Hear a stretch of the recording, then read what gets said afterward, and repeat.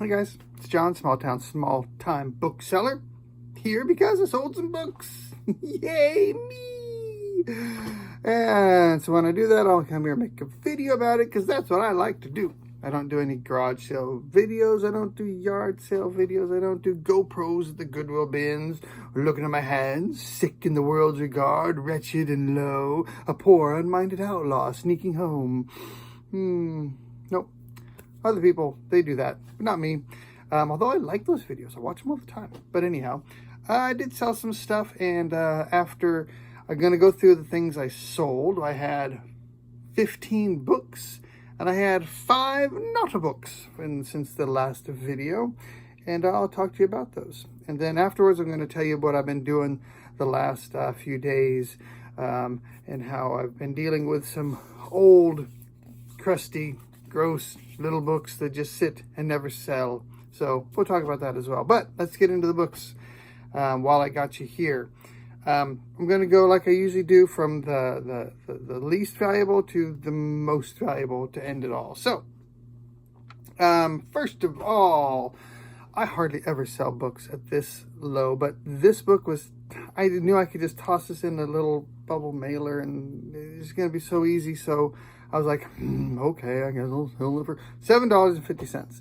And it was the, where'd it go, number 1. I just had it there. The A to Z Self-Care Handbook for Social Workers, sold for $7.50. Got to sell those books cheap. Those poor social workers, they're not making anything. They need books sold cheap. So that's what I did. I'm supporting my local social workers.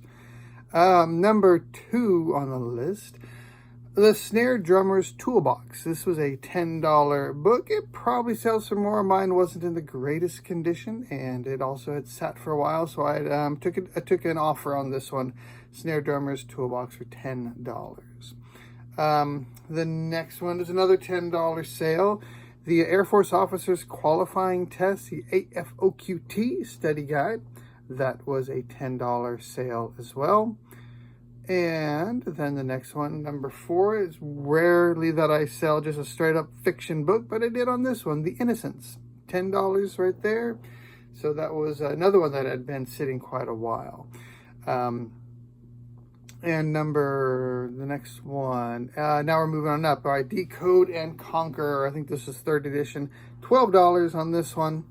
And that's a good sale. I got that one for, I think I got that one at the Goodwill bins. All my books I get either at Goodwill bins, which nowadays just depends on which day you go there. They used to always be 4 for $1, 5 for $1. Now they're, no, I'm sorry. I always mess up my names of the places. The Goodwill bins are always 3 for $1 every day, all the time.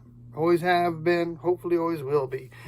So if I get them there, they're 33 cents. If I get them at the Amazon return store, that's the one that used to be 4 for $1, 5 for $1. Now it's 3 for the price of the day. So if I go on Saturday, they're 3 for $9.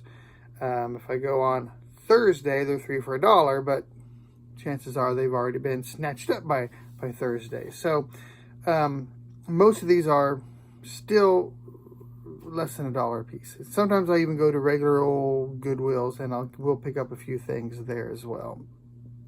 All right.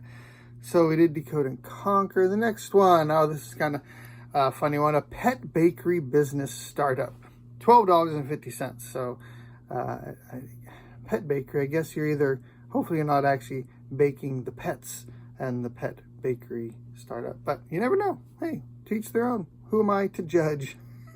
Number 7, this was part of the big military haul that I got a couple videos back. And I sold 3 of the Naval Fighter Series books for $15. So now I am officially in the profit on that haul. And I've still got about 100 and some books left. And I got a lot of watchers on them. I'm hoping to start selling some more of those. Where are we going next after this? Okay. Asterix comic lot. So these I picked up at the Goodwill bin. So these were 3 for $1. There are 11 books total in this lot. 4 of them had covers and 7 did not. So obviously I kind of are basically just selling the 4 with covers for $5 a piece and throwing in the others is what it amounted to. I had them listed for more. about 30, I think. Somebody came at an offer of 10. We went back and forth, landed on 20, and I thought, you know, I can do that. So for 11 books, I would have spent 3 for $1. 12 would have been $4. So $3.66 I spent on those, and sold them for 20 plus shipping. I charge shipping on all my books. I do media mail whenever possible for all the books, and I always charge shipping unless it's a really high dollar book. So if it's a $200, $300 book, I'll cover the shipping on that one. You just sit back, relax, let me handle that one. But usually for everything else, I do charge shipping for everything. All right, so that was number 8. Number 9, the 1919 Burgess Bird Book for Children. There's a lot of solds on this, and I was surprised when I looked it up. There are a lot listed and a lot of sold. So this is a very popular book. A lot of older books are not, and they sit for a long time, and you really have to look and wait for that particular buyer. But this one, mine was in really good condition, and it sold for $20. So that's a good one to look for if you do come across a lot of antique books. But the Burgess Bird Book for Children is a good one. Number 10, Python for Biologists. I think Python's a computer language or something. I really don't know. I've sold a few books recently on Python. This one was for $22. Number 11, this is a cool book. This was the Zohar, and it was in Aramaic, and that was sold for $25. I've actually got 2 copies of the Zohar, not the same editions, but I've picked up another one recently, so hopefully it will sell as well. Where are we going now? Number 12, the GED Study Guide. That's over $30. I was surprised about that one, that it was listed, and you know, that it could list it for so high, and that it's sold straight up $30. All right, we're getting to the good ones now. We've just got a few left. That was number 12. Where's number 13? Did I skip number 13? No, there it is. Philosophy, The Quest for Truth, $50. Textbook, we all know textbooks will sell if they are new, still being used. And this one did sell for $50. And then my highest sale of the week, I had a tie. 2 books sold for $75 a piece. So these are both good ones. The first one was actually a lot of 6 books. I purchased them together. It was a CFA Institute program curriculum from 2020, levels 1 through 6. And those sold for $75. And then the other one was this one, Female Genital Tumours, which also sold for $75. All right, so I wanted to talk about that last book. Was a good example. So that book that I just sold for $75, I'd had it listed for $150 for a very long time, and it never sold. So I recently marked it down to $75, and it sold the next day. So I probably could have had a happy medium in there somewhere between the two. But it sold, and that's fine. Like I said, I probably got it for 20 cents, and selling it for 75 is pretty good. So what I did, and this is something, if you are, I don't know, if you have a lot of old stock, stuff that's just sitting around and not selling, not getting many views, for me, with the books, when I first started out, I didn't know what was going to sell. I didn't know. I was in there looking every John Grisham book and Michael Crichton book I could find up, because I knew those were famous authors. They must sell for millions. But no, I now know they do not. And so I had a lot of books that didn't sell for a long time. So I went into eBay, and if you go into in the seller hub, you go to your active listings. And I'm sorry, I could have probably done a screenshot of this and actually recorded myself going there, but it's not too many steps. Seller hub, you go to your active listings, and then you can add columns. So whatever pops up there, whatever the default is, you can add a start date column. And so you can have all your books and the start date for when you listed books. And then I just sorted it by start date, and actually printed it off. Probably didn't need to print it off, but I did. And so it comes up, so you know, you get a nice spreadsheet or a paper like this. and it has everything I've listed. So as you can see, I started just going through and looking at the stuff. I'm going to try and see if I can bring that in there. If you can see that. So I have a book there that was listed in November of 2020. So we're coming up on 2 years that this book has been sitting on the shelf. I've got it listed for $8.99. I've dropped the price, still no interest. I'm going to pull it off the shelf. I'm going to put it in a box. I'm going to take it to Half Price of Books, and I'm going to sell it. So last weekend, I did take a box of books to Half Price Books. I wasn't sure how that would work. These were ones that I never listed. So I picked them up, but when I got home and I started doing a little more research on it, I either found they were too damaged, I didn't want to sell it, or I had one in there that there were listings in eBay for $3.50 with free shipping. I'm not going to do that. I'm not going to lose money on a book. So put it in the box. And I took it to Half Price Books where they buy books. I had probably 15 of them in there, and I got $9 for it. So then they took them all. So that was the thing. That was either, so that's kind of what I'm going to do. I've got a box over there of stuff that, again, as I'm going through my death pile, ones that I decide I don't want to bother listing, they go in the box. And all these that have been on the shelf now for 18 months, somewhere around there, 15 to 18 months, I'm taking it off, taking them down. And a lot of these, like I said, are books that a year and a half ago when I started doing this, I thought were going to be good books to sell, and they're just not. And so then what I did then for everything else that has been for sale for at least a year, but I'm going to keep them, cut the prices. So that Tumours book, that was one of them. I'd had it for $150 for so long, and I just cut it to $75. It sold the next day. That Drummer's Handbook, also, that was another one that I'd had up for like $20. It'd been up for sale for over a year. Put it down to $10, and it's sold. I think that was one of them as well.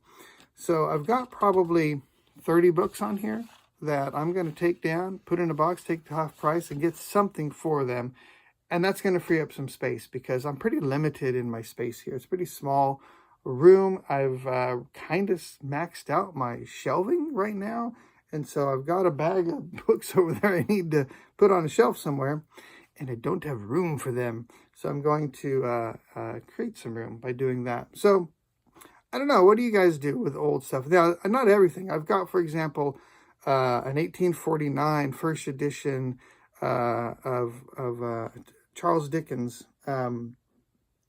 Which one was it? David Copperfield? I'm trying to find it real quick. I should know that one, but I don't. And I'm going to keep that one listed. I'm not going to get rid of that one. I've got a couple others that are some high dollar books that I'm just waiting for that right buyer to come along. I knew they'd be long tail books, but a lot of these other ones are going to, it's just time. It's time for them to be gone. And so, yeah, what do you guys do with books that sit for a long time? Do you have a date where if something doesn't sell by a certain amount of time, you're going to discount it? How much do you discount it? Do you ever get to a point where you're just saying, it's got to go? If I had unlimited room, I probably wouldn't. If I had maybe a storage unit or a larger space here to store things, why? Eventually, because some of these things have sold that I've had for over a year and a half. They often do eventually sell. But that's my project for this week. Kind of I've been working on, and it's kind of fun to do that, actually. I don't know why that's fun for me, but it kind of is. It just feels good to get rid of old stuff. And it seems like a lot of the stuff that I'm picking up now, it does sell. It sells pretty quickly. And so I know that I'm getting a lot better about knowing what sells. And by watching a lot of your guys' videos and things like that has definitely helped me to know what to look for. So I think that is all I had today. And I'm going to go back. Let me go back and tell you what I sold that that were not books. I just looked at my cheat sheet here and I said, oh yeah, that's up at the top. I got a little nervous thinking about what I was going to talk about with the second part, and I forgot all that stuff. So let me do that one now, and then we'll close it out afterwards. Sorry about that, but I'm just going to keep up the one take. I did sell some DVDs. This is all from the Great Portuguese Lot of 2022 from my friend that moved to Portugal. That gave me a lot of his DVDs. And this one sold for $15, a Sanford and Son. And another one that sold out of that same lot was a Flintstone. So thank you, Laxman, very much for those. That one's Flintstone, sold for $25.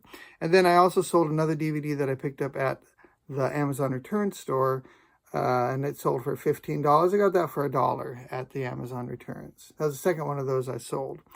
And then the second, not second, but other than DVDs, I also sold a pack of Fujifilm, $15. I've got like 4 or 5 of those left. I kind of thought they would sell more quickly than they have. And then the last thing I sold, so on the last video, I sold one of these hats, these Padilla Cigar Company hats. And after that, I sold the rest of them. So somebody made an offer. He said, if I buy all 4 of them, will you take $12 free shipping, $12 each and free shipping? And I was like, sure. So I sold those 4 hats for $48. And the funny thing about that, so I'm watching Dave, NC Flipper. I was watching the NC Flipper channel today. And he had a hat that he sold. And he noticed that it had Padilla on the hat, and he looked at the buyer's last name was also Padilla, and I thought that was kind of interesting, and it had a lion on it on the front of the hat. So Dave was saying like, I don't know what that is, but it's sold, and it's kind of funny that the buyer's name is Padilla also. So I went back to my sale of these 4 Padilla Cigar Company hats and looked at the buyer, and his last name was Padilla also. So I don't know if somebody named Padilla out in California is just buying up every hat that he can find with Padilla on it or not, but it's kind of funny that I was watching that channel today, and he had that same kind of a scenario. So that was kind of funny. Thought I'd throw that in there. And now I am actually done. Sorry about the mess up in the order of things, but that's the way it goes. And it's kind of late, so I'm probably not going to re-record this. Anyhow, I think that's it. Hope everyone is selling stuff like crazy. And Jenna, hope to see you sooner rather than later. Adios.